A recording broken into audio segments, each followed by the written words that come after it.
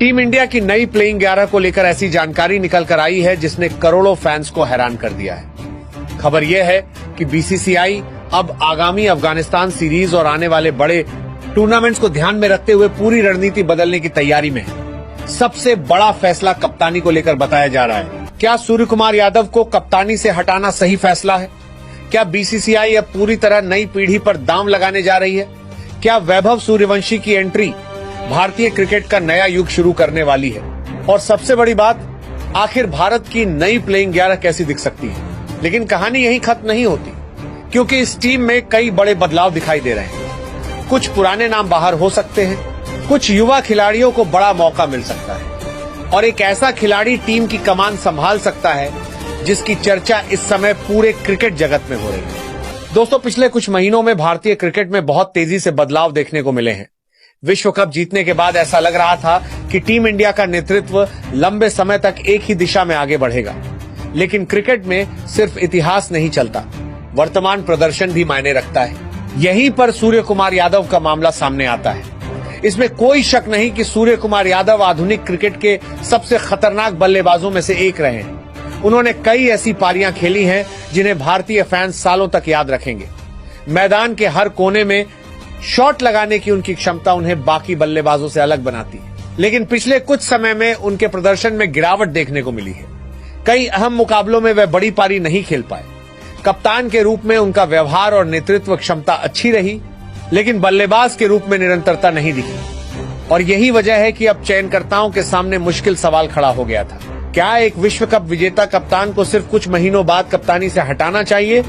दोस्तों, सच यही है कि दोनों पक्षों की अपनी अपनी दलीलें हैं। एक तरफ वे लोग हैं जो मानते हैं कि कप्तानी बदलना गलत होगा, क्योंकि सूर्य कुमार ने टीम को सफलताएं दिलाई है। दूसरी तरफ वे लोग हैं जो मानते हैं कि 2028 ओलंपिक और अगले T20 विश्व कप को ध्यान में रखते हुए अभी से नई टीम तैयार करना जरूरी है। और यहीं से कहानी में एक नया मोड़ आता है। कई क्रिकेट विशेषज्ञों का मानना है कि अब भारतीय क्रिकेट को एक नई नेतृत्व टीम की जरूरत है। ऐसे खिलाड़ी जो अगले 4 से 5 साल तक टीम को आगे ले जा सके।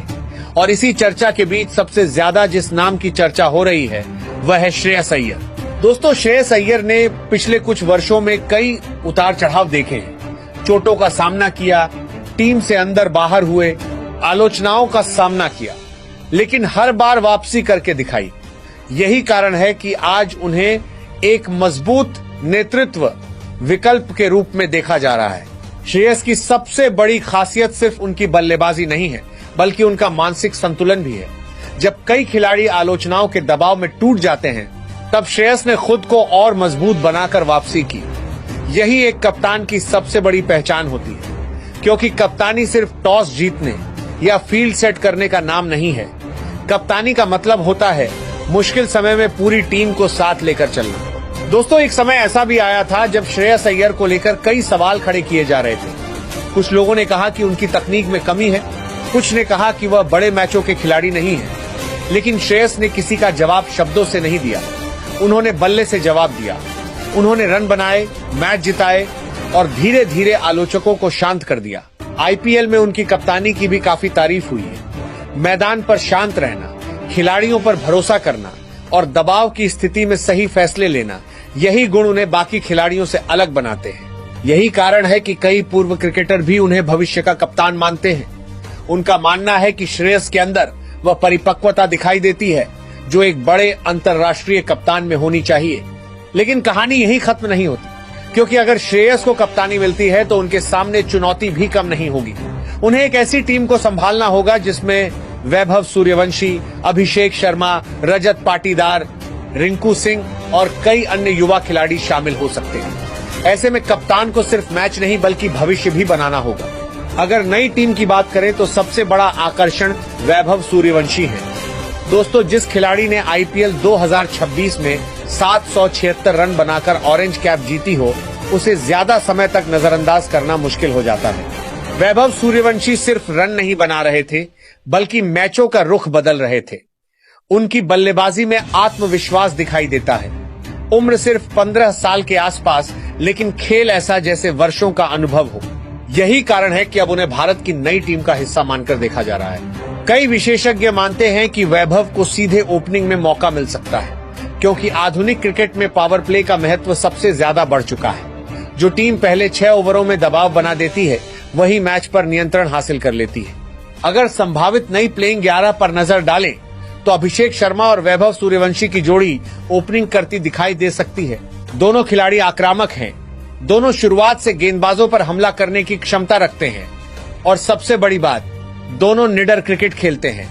दोस्तों, आधुनिक क्रिकेट में ओपनर्स का रोल पूरी तरह बदल चुका है। अब सिर्फ विकेट बचाना ही काम नहीं रह गया है। अब पावर प्ले के पहले 6 ओवरों में मैच का रुख तय हो जाता है। जो टीम शुरुआत में गेंदबाजों पर दबाव बना देती है वही अक्सर मुकाबले में आगे निकल जाती है और यही कारण है कि अभिषेक शर्मा और वैभव सूर्यवंशी की जोड़ी इतनी खतरनाक मानी जा रही है।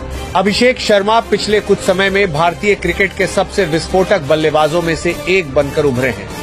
उनकी बल्लेबाजी की सबसे बड़ी ताकत यह है कि वह पहली ही गेंद से आक्रमण करने से नहीं डरते, चाहे सामने तेज गेंदबाज हो या स्पिनर। अभिषेक हमेशा सकारात्मक क्रिकेट खेलने में विश्वास रखते हैं। कई मौकों पर उन्होंने अकेले दम पर पावर प्ले में मैच का पूरा मोमेंटम बदल दिया है। वहीं दूसरी तरफ वैभव सूर्यवंशी हैं, जिनके बारे में इस समय पूरा क्रिकेट जगत बात कर रहा है। दोस्तों, 15 साल की उम्र में जिस तरह का आत्मविश्वास वैभव के खेल में दिखाई देता है वह बेहद कम खिलाड़ियों में देखने को मिलता है। आईपीएल 2026 में उन्होंने सिर्फ रन ही नहीं बनाए बल्कि बड़े बड़े अंतर्राष्ट्रीय गेंदबाजों के खिलाफ दबदबा भी बनाया। कई बल्लेबाज शुरुआत में समय लेते हैं, लेकिन वैभव का अंदाज बिल्कुल अलग है। वह गेंद को देखते ही उस पर हमला करने की मानसिकता के साथ मैदान पर उतरते हैं। यही वजह है कि गेंदबाजों को उनके खिलाफ शुरुआत से ही अलग रणनीति बनानी पड़ती है। अब जरा सोचिए दोस्तों, अगर एक तरफ अभिषेक शर्मा और दूसरी तरफ वैभव सूर्यवंशी हो तो विरोधी टीम के गेंदबाजों पर कितना दबाव होगा। दोनों ही खिलाड़ी बाएं हाथ के बल्लेबाज हैं, दोनों बड़े शॉट लगाने की क्षमता रखते हैं और दोनों पावर प्ले का पूरा फायदा उठाना जानते हैं। तीसरे नंबर पर संजू सैमसन दिखाई दे सकते हैं। संजू का हालिया प्रदर्शन काफी प्रभावशाली रहा है। विकेट कीपिंग के साथ साथ बल्लेबाजी में भी उन्होंने खुद को साबित किया है। लेकिन कहानी यही खत्म नहीं होती। मिडिल ऑर्डर में तिलक वर्मा या रजत पाटीदार। तिलक लगातार भारतीय क्रिकेट के सबसे भरोसेमंद युवा बल्लेबाजों में शामिल होते जा रहे हैं। मुश्किल परिस्थितियों में बल्लेबाजी करना और टीम को संभालना उनकी सबसे बड़ी ताकत है। 5वें नंबर पर कप्तान श्रेयस अय्यर। यह वही स्थान हो सकता है जहां से पूरी टीम की दिशा तय होगी। श्रेयस के बाद शिवम दुबे का नाम आता है। दोस्तों, शिवम दुबे की ताकत साफ है। अगर आखिरी ओवरों में तेजी से रन चाहिए हो तो वह कुछ गेंदों में मैच बदल सकते हैं। 7वें नंबर पर हार्दिक पांड्या। यह खिलाड़ी भारत के लिए एक्स फैक्टर साबित होता है। बल्लेबाजी, गेंदबाजी और नेतृत्व तीनों विभागों में योगदान देने की क्षमता उन्हें बेहद खास बनाती है। 8वें नंबर पर अक्षर पटेल। आधुनिक क्रिकेट में ऐसे ऑलराउंडर बेहद कीमती होते हैं जो बल्लेबाजी और गेंदबाजी दोनों में योगदान दे सके। अब जो हुआ उसने सभी को हैरान कर दिया। गेंदबाजी विभाग में युवा खिलाड़ी प्रिंस यादव का नाम सामने आ रहा है। यह साफ संकेत है कि बीसीसीआई भविष्य की तैयारी शुरू कर चुकी है। प्रिंस यादव को मौका देना सिर्फ एक चयन नहीं होगा, बल्कि यह संदेश होगा कि घरेलू क्रिकेट और युवा प्रदर्शन को महत्व दिया जा रहा है। उनके साथ कुलदीप यादव और जसप्रीत बुमराह जैसे अनुभवी गेंदबाज टीम को मजबूती देंगे। कुलदीप यादव की स्पिन मिडिल ओवर्स में विकेट निकाल सकती है, जबकि बुमराह डेथ ओवर्स के सबसे बड़े हथियार बने रहेंगे। इस नई टीम का सबसे बड़ा उद्देश्य सिर्फ अगली सीरीज जीतना नहीं है। असली लक्ष्य अगले कई वर्षों के लिए एक मजबूत टीम तैयार करना है। अगर यह नई प्लेइंग 11 मैदान पर उतरती है तो भारत के पास आक्रामक बल्लेबाजी, संतुलित ऑलराउंडर और मजबूत गेंदबाजी आक्रमण का बेहतरीन मिश्रण होगा। अब देखना यह होगा कि चयनकर्ता किस दिशा में आगे बढ़ते हैं। वीडियो पसंद आया तो लाइक और चैनल को सब्सक्राइब करें, क्योंकि आपका सब्सक्राइब ही हमारी ऊर्जा है।